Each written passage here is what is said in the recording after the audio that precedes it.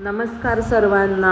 आज आपण भाषासूत्रम 3 याच्यामधला पुढील भाग जो की आहे उपसर्गाः. आधी आपण क्रियापदाने बघितलेलं, ज्याच्यामध्ये आपण आत्मनेपदी प्रत्यय लटलकाराचे पाहिले होते. आज आपण उपसर्गाः. उपसर्गाः म्हणजे काय? प्रिफिक्सेस. प्रिफिक्स आधी जे आपण धातूच्या आधी किंवा शब्दाच्या आधी ज्याला लावतो, ज्याची जागा आधी आहे, that is known as prefix और उपसर्गाः. बरोबर. तर आता why prefix are important? It only because की जर तुम्ही एखादा धातूच्या आधी प्रिफिक्स लावाल किंवा शब्दाच्या आधी प्रिफिक्स लावाल, इट ते धातूचं किंवा त्या शब्दाचं मिनिंग चेंज करतात किंवा तो शब्द जास्त प्रमाणे एन्हान्स होतो, त्याचं बल अजून वाढतं. बरोबर आहे. किंवा त्या शब्दामध्ये नाविन्य येतं किंवा तो शब्द एकदमच अपोजिट होऊन जातो. फॉर एक्झाम्पल नयती. जर त्याच्यामध्ये मी प्रिफिक्स लावलं आ अधिक नयती, आनयती, नयती आनयती, गच्छती आगच्छती, जातो येतो, जातो येतं, असं. म्हणजे एकतर अपोजिट मिनिंग तुम्हाला उपसर्ग लावून मिळेल किंवा मग धातूचा जो मुख्य अर्थ आहे तो खूप सुंदर आणि विशिष्ट असा आपण बोधित करू शकतो. किंवा अर्थमध्ये एकतर काहीच बदलाव होणार नाही उपसर्ग लावून, पण त्या पर्टिक्युलर वर्डला एक बल प्रदान होईल. बरोबर. म्हणजेच काय? उपसर्गेण धात्वर्थो बलाद अन्यत्र नीयते. उपसर्गेण धात्वर्थो बलाद अन्यत्र नीयते. म्हणजेच काय? उपसर्ग जेव्हा आपण एखाद्या धातूला लावतो तेव्हा त्या धातूचा अर्थ बलपूर्वक बदलतो किंवा दुसरा होऊन जातो. ओके. सो आता आपण बघूयात की हाऊ मेनी टोटल उपसर्ग आर देअर. हे एक विशिष्टच आहेत. इथे बघा तुम्हाला दिलेले आहे टोटल देअर आर 22 उपसर्ग. किती आहेत? 22 उपसर्गाः. उपसर्गाः 22 सन्ति. You have to remember this number. उपसर्गाः 22 सन्ति. 22 उपसर्ग आहेत. कोणते आहेत ते? प्र, अप, उप, अव, परा, आ, परी, अधि, अपि, अति, वि, अभि, प्रति, नि, सु, अनु, सम, उद, निस, निर, दुस, दूर. निस, निर, दुस, दूरमध्ये हलंत आहे, उद, सम हलंत आहे. आणि जर तुम्ही बघाल तर हे बघा, परी, अधि, अपि, अति, वि, अभि, प्रति, नि, ह्याला ऱ्हस्व ई आहे, म्हणजे पहिली वेलांटी आहे. तर तुम्ही हे विसरायचं नाही आहे, कारण की जेव्हा आपण धातूला उपसर्ग लावतो तेव्हा मग ते एका शब्दामध्ये परिवर्तनसुद्धा होतं. बरोबर आहे. त्यामुळे तुम्ही पहिली वेलांटी आहे हे विसरू नका. ओके. आता बघा, आधी आपण बघून घेऊयात. त्यांनी रू हा धातू दिला आहे. रू म्हणजे काय? तर घेऊन जाणे, चोरणे टाईप. तर मग जेव्हा आपण रू धातूला वेगवेगळे रूवरनं काय बनतं तर ॲक्च्युली हरती बनतं. चौरह अजाम हरती म्हणजे चोर बकरीला चोरतोय असा अर्थ बनतो. पण जेव्हा आपण या रू धातूला वेगवेगळे उपसर्ग लावतो, जसं वि, प्र, आ, सम, तर ह्यांचे अर्थ बदलतात. जसं विहरती. विहरती. विहरती म्हणजे काय? बालकः उद्याने विहरती. आता बघा, वि अधिक हरती, वि अधिक रू धातू लावला मी, तर वि अधिक हरती तो पूर्ण बनतो विहरती. हरती म्हणजे काय? चोरणे. पण जेव्हा मी त्याला वि हा उपसर्ग लावते तेव्हा त्याचा अर्थ कम्प्लिटली चेंज होतो. त्याचा अर्थ काय होतो? आपण बोलतो ना फिरणे वगैरे, घुमने जाना असं. तर बालकः उद्याने विहरती म्हणजे काय? बालक उद्यानामध्ये फिरतोय. आता बघा, जेव्हा मी वीरः शत्रुं प्रहरती, आता मी प्र अधिक हरती हा उपसर्ग लागला प्र. बरोबर. वीरः शत्रुं प्रहरती, जेव्हा प्र हा उपसर्ग लागलेला आहे रू धातूला, तेव्हा त्याचा काय अर्थ होतो की जो वीर आहे, जो वीर सैनिक आहे, तो शत्रूवर काय करतोय तर प्रहार करतोय, शत्रूला मारतोय, जमीनदोस्त करतोय. बरोबर आहे. आता बघा हरती झालं, त्याच्यामध्ये आपण वी आणि प्र हे धातू लावून उपसर्ग हे लावून बघितले. आता जर इकडे त्याने दिलेलं आहे आ हरती, आ अधिक रू, आ अधिक हरती, किंवा प्र अधिक हरती, किंवा सम अधिक हरती, परी अधिक हरती. परिहरती म्हणजे काय तर त्याग करणे. सम अधिक हरती, संहरती, आपण म्हणतो ना संहार करणे, म्हणजेच काय तर विनाश करणे. त्यामुळे तेच ना संहरती म्हणजे काय विनाश करणे. आहरती म्हणजे काय तर आणणे, किंवा म्हणजे आणणे यात असा अर्थ होतो. त्यानंतर उप अधिक हरती म्हणजे काय उपहरती, उपहार, आपण म्हणतो ना उपहार देना, भेंट देना.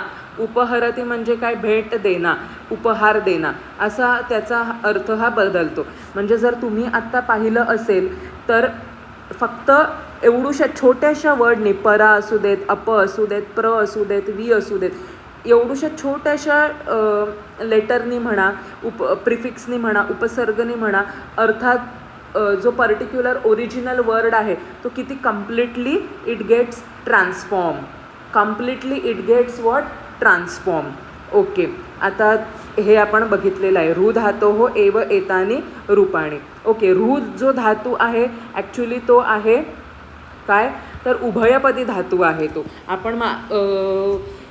आपण जेव्हा क्रियापदम आत्मनेपदीमध्ये जेव्हा बघितलं की मी तुम्हाला सांगितलेलं होतं की धातू परस्मैपदी आहेत, आत्मनेपदी आहेत. जेव्हा दोन्ही आपण मिळवतो तेव्हा ते काय, म्हणजे जेव्हा दोन्ही प्रकारे चालतात तेव्हा ते कसे बनतात तर उभयपदी बनतात. तर रू हा जो धातू आहे तो काय आहे तर उभयपदी धातू आहे. हरती, हरते, बरोबर आहे. तो पण तुम्ही चालवून बघा. बरोबर आहे. त्यानंतर आता बघा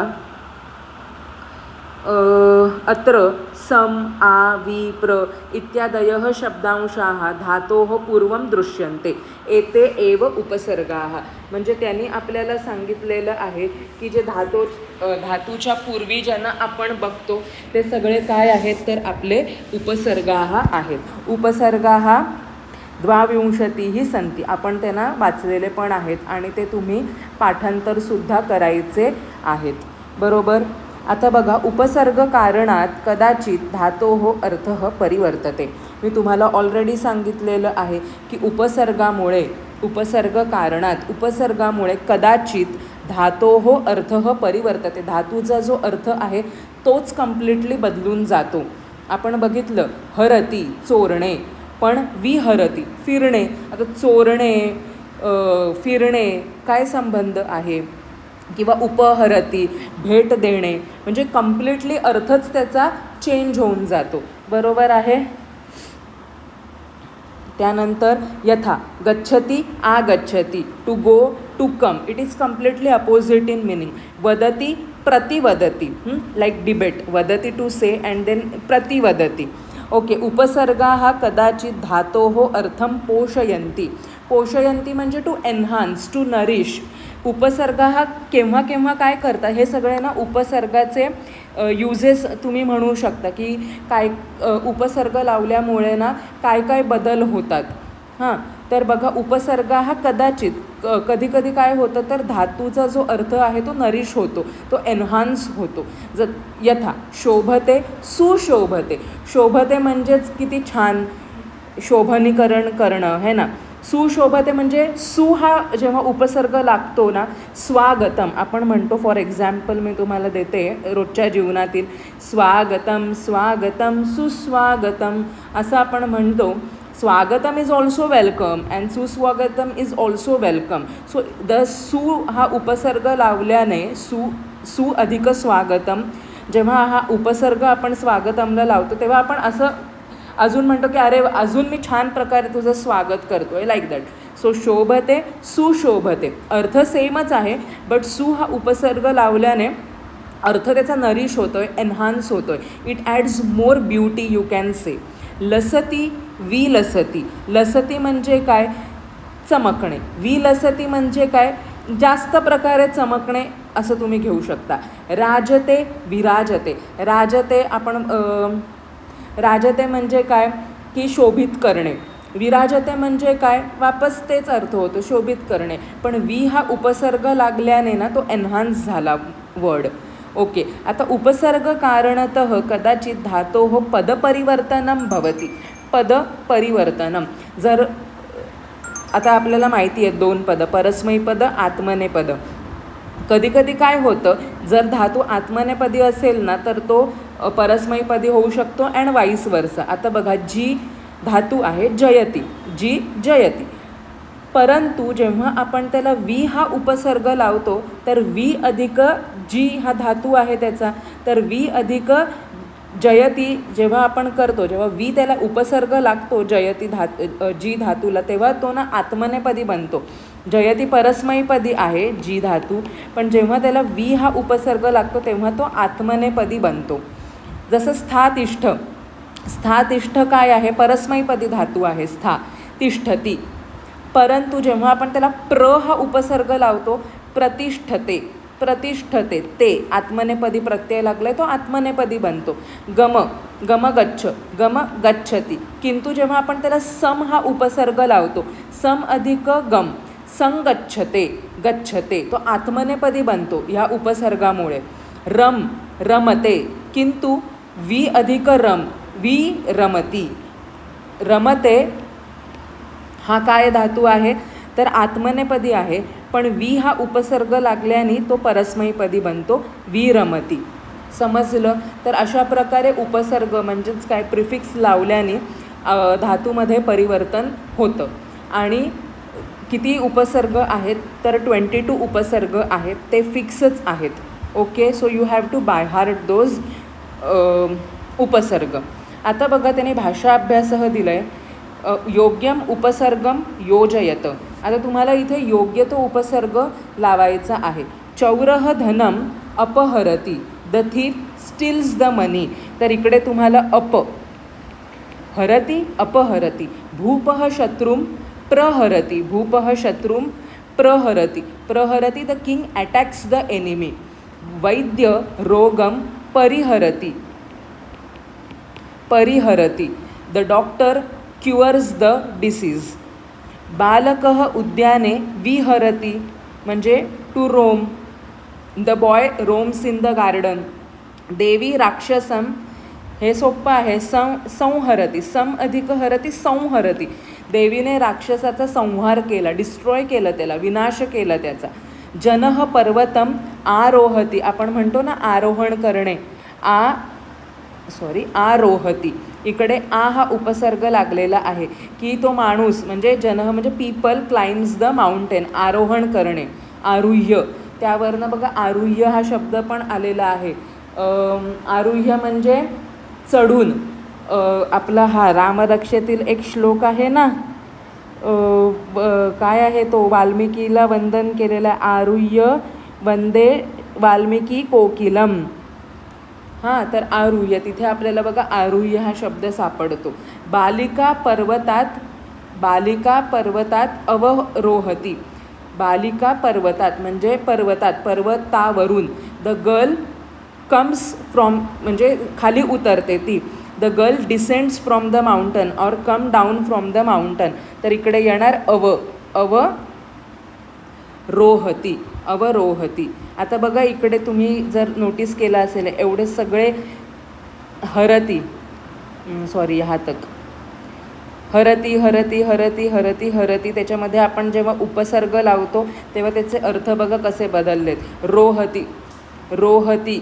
आ लावल्यावर काय होतो अर्थ की चढतो, आणि अव लावल्यावर काय होतो अर्थ की उतरतो. समजलं आहे तुम्हाला? आता बघा, उपसर्गसहितं क्रियापदं लिखत वाक्यं च पूरयत. माता आपणात, आ अधिक गमगच्छ धातू आहे, तर काय होणार आगच्छती. बालकः देवं प्र अधिक नम प्रणमती. सेविका जलम आ अधिक नीनय आनयती. रजकः वस्त्राणि प्र अधिक क्षाल प्रक्षालयति.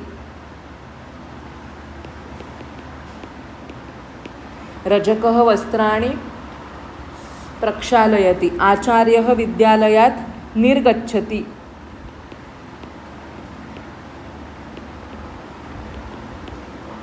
म्हणजे निघून जातात. शिक्षकः समस्यां परिहरति, वानरः वृक्षात् उत्पतति, बालः जननीम् अनुसरति. ओके, आता बघा उपसर्गसहित गम धातोः अर्थं जानीत, स्वभाषया लिखत, वाक्यप्रयोगं कुरुत च.